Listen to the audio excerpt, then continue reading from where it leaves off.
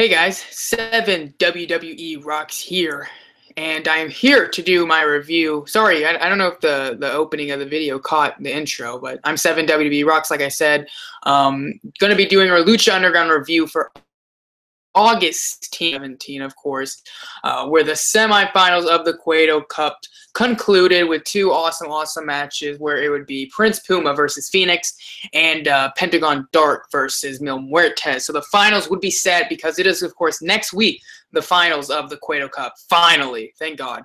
The tournament wasn't bad. I thought the first half was slow and the second half got much better, but it just started getting repetitive and kind of, I don't know. I was wanting more to see the world champions and the guys that if you lost in the tournament early on, we didn't see you for like weeks. So it's good to be able to see all the wrestlers again now as we get closer to like Lucha. What's their big event called? Ultima Lucha. Thank you. Okay. Couldn't even think about that, but.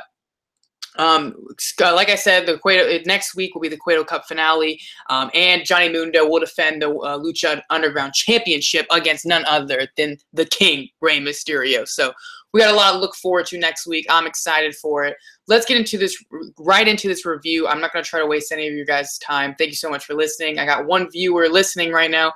I do appreciate it. Thank you very much.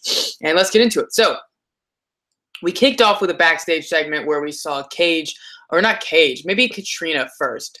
But basically, Cage is walking around with that big gauntlet glove, and Katrina shows up and she says, you know, you're going to want to give us that glove, meaning her and Mil Muertes. And Cage basically said, you know, get lost, bite me. I'm not going to give this glove up. And he goes for a spinning back fist on her. No joke, spinning back fist. But she disappears in time, so she's not hit with the gauntlet glove. And Brian Cage, of course, walks off. So next, we get Dario Cueto's office, and Joey Ryan shows up. And I'm like, yes, thank you. I'm really glad to see Joey Ryan finally again because we haven't seen him since I think he lost his opening round match. We haven't seen him since then in the Cueto Cup. So, I mean, I love Joey Ryan. So, Dario Cueto, and he's talking. And he says, you know, if you told me to come to you if I saw anything spooky or mysterious, I just want to let you know that I think the Veneno character, who I totally forgot who that was, but it's the guy with the spider mask. But more importantly, it's Cortez, or it's Cortez Castro, or I think he said Reyes. I forget all the names he's going by, but it's Cortez Castro, the cop that's undercover that wore a spider mask. Because I think Dario Cueto banned him or like kicked him out. I think Matanza either attacked him or Pentagon broke his arm or something, and Dario Cueto banned him from the temple. But then he came back under a mask. So Dario Cueto's like, excellent. So if that's who he says he is, he's gonna face Sexy Star next week in a mask versus mask match because Sexy Star, I think, faced him or something. She's scared of spiders because of Mariposa. Guys, this wrestling show has so many crazy storylines. It's so hard to remember all of this. So I'm sorry if I'm not right with certain stuff. But next week, we'll see a mask versus mask match. So that surprised me because I thought for sure it would just be the finals of the Cueto Cup and the World Heavyweight Championship match. But I guess they want a filler match maybe in between. So we got a mask versus mask match. So that'll be cool. Actual wrestling part, we had to open up the Cueto Cup or the semifinals. Phoenix versus Prince Puma in a excellent match. I love both of these guys. They are two of my favorites, not only in Lucha Underground, but in wrestling just in general. Awesome dudes, and they're incredible. More of a striking-based match. You know, you think Phoenix and Prince Puma, you're like, it's going to be high-flying galore. And there was some great high-flying spots. But it was more striking. Now that Prince Puma has this kind of darker image, he kind of hasn't like switched up his like wrestling move set because he hits all the same moves that he does. He does all this high flying stuff, but it's a lot more power moves, a lot more striking kicks, you know, just elbow shots, a lot more power stuff. So it's kind of a different Puma, you know, Puma but the same Puma that we all know and love. So this was an excellent match. I'm not going to be able to review this match with, like, give it justice because it was that good of a match. I would say just try and go back and watch it. With my reviews, I'm not one of those people that to review a match, you go freaking move by move, you know, saying all these moves that they did, because I feel like that takes away from watching the match. You're too busy writing in your notes, oh, this move after this move after this move. But there was some awesome stuff. And we had Marty the Moth come out, and he got right next to Melissa, which really freaked her out. Melissa Santos, Marty the Moth, Mariposa, Phoenix, all have this storyline, this program going. And Melissa and Phoenix had this like little romance going, so Marty's trying to destroy that because he's like in love with Melissa. I don't know if this is soap opera or Lucha Underground. I don't know where to draw the line, but he distracts her. So Phoenix has Prince Puma down on the mat, but he gets up on the top rope and he does a moonsault to the outside. And it looked like he came up short where he was going to do a moonsault like right onto the ring apron. Like he didn't get any like distance off it. It looked like he was about to die, just break his neck on the ring apron. So I think Marty actually, by taking the fall, really like saved him completely. So that's, you know, obviously very good. But then when he gets back in the ring after taking out Marty the Moth with a beautiful moonsault, Prince Puma hits a like reverse, that lifting reverse DDT thing he does. And gets a 1-2 count. He does not get the 3. The fans freaked out.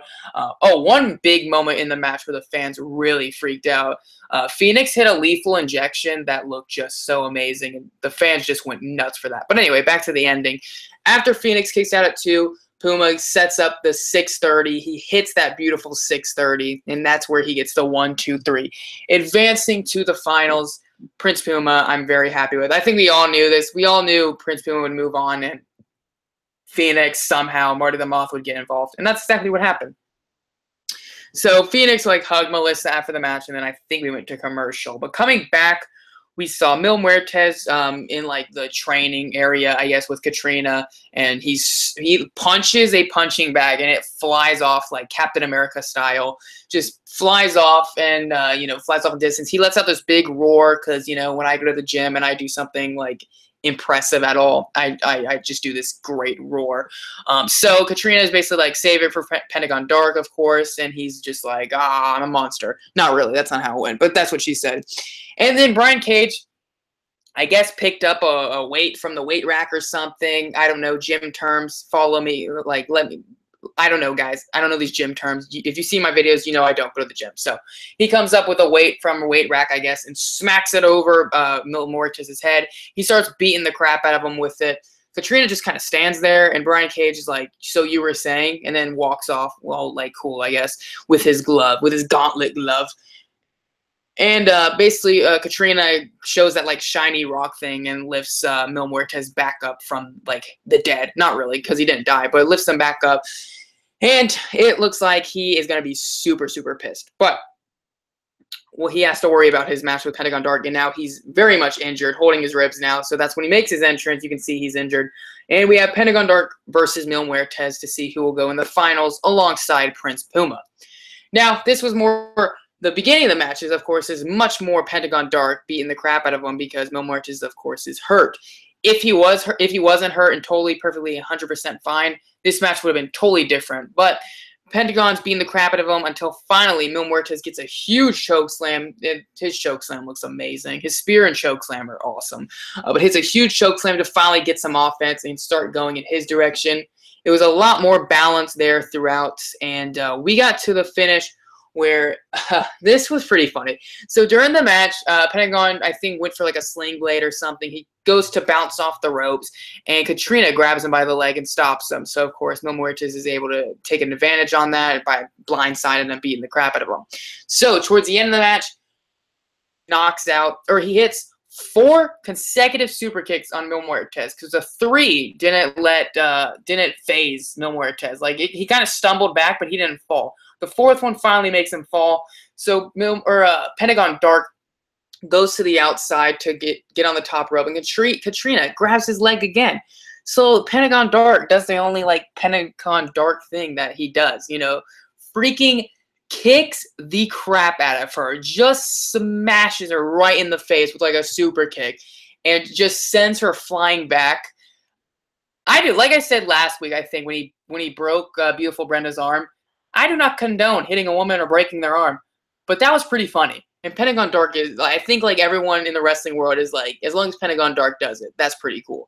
So Pentagon Dark kicks her away, gets on the top rope, hits a diving foot stomp, and gets the 1, 2, 3. But it was like that 3 count where you could tell Mil Muertes was like selling the injury, so he probably would have kicked out, but because he has an injury, he didn't. So Pentagon Dark moves on. We got an awesome finals for the Cueto Cup. I'm very happy about it. Prince Puma versus Pentagon Dark.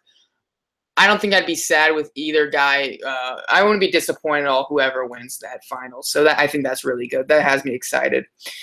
And at to close out the show, we have Johnny Mundo and Rey Mysterio having a little confrontation in ring, stare down. They get to do promos, talk it off. Dario Cueto basically said, "I love when my wrestlers talk crap to each other." So that's how we're gonna end the show. I'm thinking, okay, cool.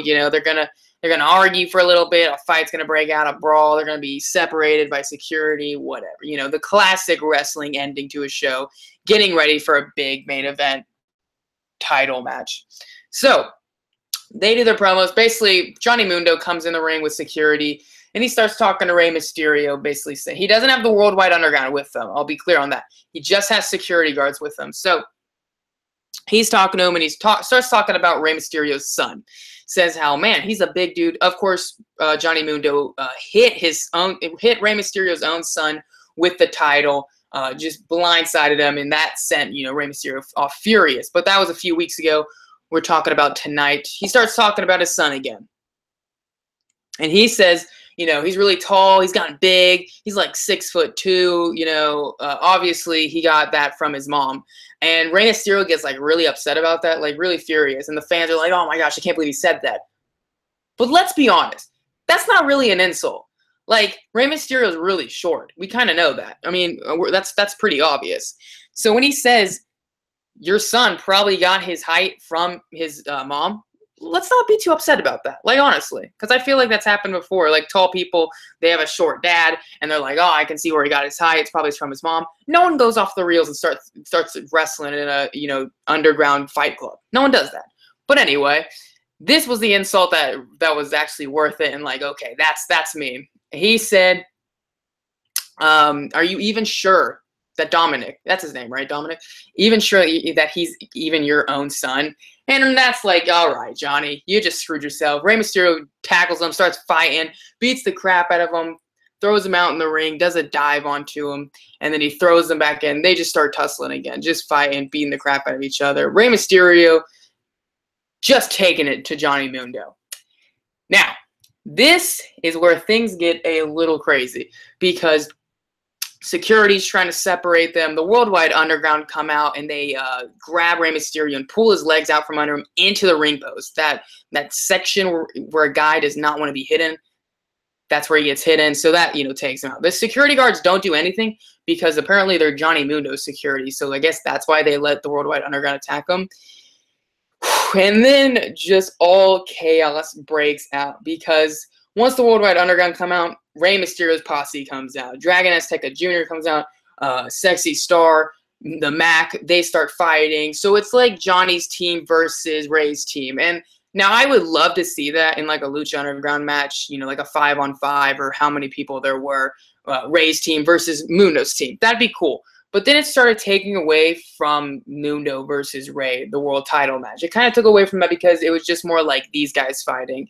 And then it gets even crazier because after that, for like no apparent reason, but then like everybody from the locker room comes out. I mean, freaking Pentagon comes out, Prince Puma comes out. So like all four, Puma, Pentagon, Johnny Mundo, Mysterio, they all do stare downs in the ring and they start fighting. So I'm like, okay, they're kind of bringing it back to what's going to happen next week. Then like Mil Muertes comes out for no reason because I guess because he's feuding with Pentagon Jr., he's feuding with Brian Cage, he's feuding with Solomon Crow. Mil Muertes is feuding with pretty much everybody. He comes out, he starts fighting. That leads to Brian Cage to come out. Then we see freaking like Joey Ryan come out and someone starts attacking him. Freaking Dante Fox is shown, just like looking from above. freaking Killshot comes up behind him. They start fighting. The Rabbit Tribe, they come up and sit on Dario Cueto's desk, and they start watching. They just watch this happen. Just utter chaos. Everyone's fighting everyone. And I'm like, this is, like, really insane. Like, I love this, but I'm kind of sad they're kind of taking away from Mysterio versus Mundo. But it's a pretty insane ending, and the fans are freaking out. Dario Cueto's freaking out. Literally everybody in the locker room, I swear, came out just to fight whoever they were feuding with. If this was, like, the season finale or maybe leading into Ultima Lucha where all the storylines are coming, I'd be, like, more okay with it. Or I'd be even more happy, I guess. But the only disappointing thing, I just thought they took away from Mundo and Mysterio a little too much. But just everyone's killing each other. Prince Puma gets on the top rope. I've never seen this before. Does a 630, right? You know, usually does it in the ring, lands on one guy. Does a 630 to the outside and lands on everybody, taking pretty much everyone out. They get back in the ring. Mysterio and Mundo are fighting because they weren't hit by Prince Puma's big 630, and they start fighting. Mysterio's able to hit a 619 on him, and he grabs the belt and he holds it up. Dario Cueto watches on, looking very, very happy because utter chaos and just everyone killing each other in the Lucha Underground in the temple. That just brings, you know, a tear to his eyes. He's so happy about that. So the ending, definitely go back and watch that if you can. If you recorded it or whatever, I would definitely watch it. Along with the two matches. I think both matches were pretty good. Probably Phoenix versus Puma was better, but I mean the ending's pretty insane. Like I really enjoyed that. I thought it was pretty crazy. So great way to end Lucha Underground. It had me really excited, I guess, for next week with the 4 people. Once everyone started coming out, it got really crazy. But the 4 people, Pentagon Dark versus Pumas next week, which will be amazing. Next week, of course, Johnny Mundo versus Mysterio for the world title. That will be really, really good. I'm really excited. So thank you so much for listening to this review. Like, comment, subscribe, all the good stuff. Follow me on Twitter at 7WWERocks. Let me know what you thought of this episode. Let me know what you thought of the brawl at the end. Did you think it took away from the main event or, whatever? Let me know. Next week's going to be an awesome episode, but starting again, so I don't know if I'm actually going to review next week's episode. I would hope so just because it looks like a great, great show, but I really could not say at the moment now. But we'll see. I'm looking forward to it. Hopefully, this was a really good episode of Lucha Underground. I really did enjoy this one, and hopefully you enjoyed my review. Thank you so much for listening if you did, and as always, have a great day.